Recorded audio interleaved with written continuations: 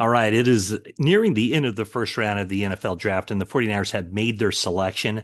They take Mykel Williams, a defensive lineman, and I'm going to call him a defensive lineman because he's not necessarily just a defensive end from the University of Georgia. Now, the first round is still going on, but I don't think the 49ers are going to move back into it. We'll talk a little bit about where they can go in round two. Of course, I'm going to be saying this with the first round not completed. But first off, let's just talk about Mykel Williams.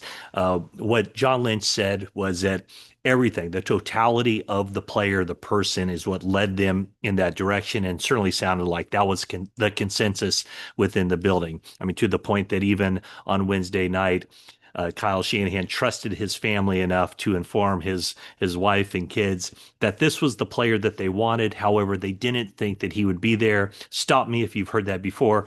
Every team says that about every one of their first round draft picks, except for, I guess, if you have the number one overall pick. And there's probably someone with the Tennessee Titans even saying, we didn't know that Cam Ward would still be there. But in this case, it kind of sounds like that is exactly how the 49ers felt, because there's word got out there in the middle of the day that the 49ers were looking to move up potentially to jump the New Orleans Saints for Mykel Williams, and the target was number 8 with the Carolina Panthers. Well, that trade didn't go through. The 49ers, in the words of John Lynch, they hung tight and they saw as Carolina took Tedro McMillan, the wide receiver from Arizona, at number 9. The New Orleans Saints was going to be, or supposed to be, the team most in play for Mykel Williams. They ended up taking Kelvin Banks, the offensive tackle from Texas, and then Chicago. The last line before the 49ers were on the clock, they went with the tight end. They didn't go with Tyler Warren. They went with Colston Loveland, tight end from Michigan, and then that cleared the way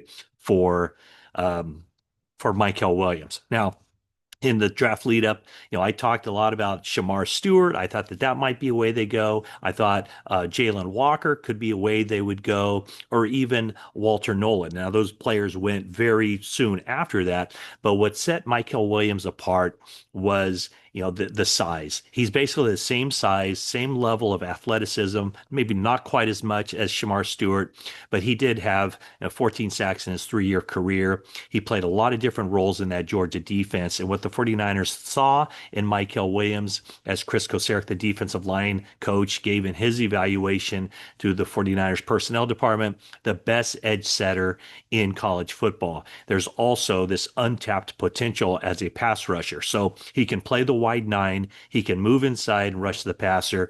And just to tell you what John Lynch said about Mykel Williams, he talked about, like I said, the totality. He said everything led them in this direction. He said the film is very impressive.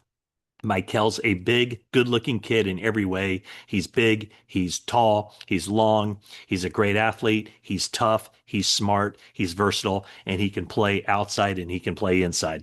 One of the other things that kind of set him apart was the character. He was considered a leader on Kirby Smart's team at Georgia. That is a big thing with the 49ers. When you take a guy at number 11 overall, you want a good character guy, and they believe they're getting this with Mykel Williams. Now, he just talked to the assembled San Francisco area media, and one of the things he said that he's really looking forward to playing alongside Nick Bosa, to learn from him as much as he can. Bosa, I think, is, he's at that stage in his career now where he entered the league as kind of a next level technician. Now that he's been in the league since 2019, he is at the spot where he can really help out young guys. And the fact of the matter is that he hasn't had very many young guys to help out. The 49ers went through that line for a while of drafting defensive linemen.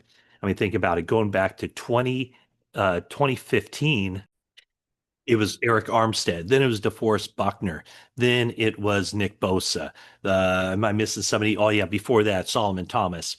After Nick Bosa, it was Javon Kinlaw. So during that span, a very short span, they had 5 defensive linemen that they took in the first round. But since Bosa, no defensive ends. They haven't really invested much in that position like they did in the past. Now this is a sign they're getting back there. And John Lynch said, we're not done drafting defensive linemen. So we'll see what they do here in the final 2 days of the draft. But with Mykel Williams, a guy who can be a good complement for Nick Bosa, like I said, a lot of potential there, a lot of the attributes that they want to see. And so that's why he was, in the way the 49ers were thinking, a very solid choice there at number 11 overall. And then later in the draft, when you look at where the 49ers were in this draft, only two defensive linemen were off the board when they selected. So it was Abdul Carter at number 3, and it was Mason Graham at number 5. But running back, tackle, wide receiver, tackle, tight end, and then Mykel Williams. And then after that, Kenneth Grant, the defensive tackle, went, Jalen Walker, Walter Nolan, Shamar Stewart, and then later on Derek Harmon, and James Pierce. So now, what do the 49ers do in the second round of this draft? They pick at number 43 overall. And is that right? 43. Yes, 43 overall. My first thought is they could go offensive line. I think because of their weaknesses on the defensive line, I think they go back there. Again, I don't know, at this point, I can't tell you who's going to be available when they select in the second round. But, a couple of names that I'll throw out there. One is Tyleik Williams from Ohio State, a defensive tackle. Another defensive tackle, Darius Alexander from Toledo. So those are two guys.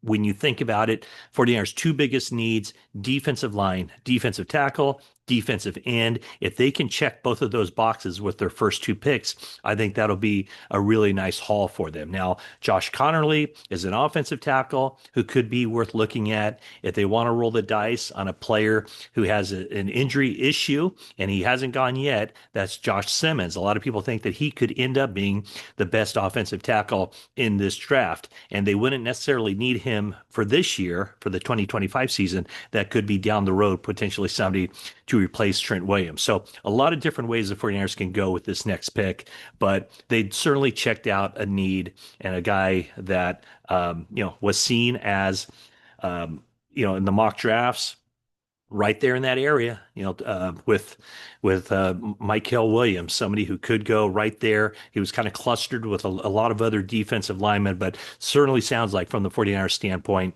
having him with the 30 visit, seeing how he just handles himself, it was very clear that this was the choice for the 49ers, that the guy that they targeted, the guy they wanted to trade up and get. They didn't complete the trade, which ended up being good news for the 49ers because now they still have 10 more draft picks. I'm sure they'll look to do some trading back and forth a little bit. I don't know if they're going to end up with those 10 picks, 11 picks total, but they get off to a good start here and they head in for the night, getting back at it 4 p.m. on Friday, feeling very good about their first round pick. Oh, by the way, this video is brought to you by Canyon Club Brewery, located in Moraga, with a new spot in the Livery in Danville. Canyon Club Brewery. It has all of your beer needs, wide selection of beer varieties, as well as a very good menu. So it's a great place with a fine location in Danville at the Livery. And once the weather turns, it's going to be awesome because they have a nice outdoor space as well. So Canyon Club in Danville, their first location was in Moraga. That is still going strong. I was just there last weekend.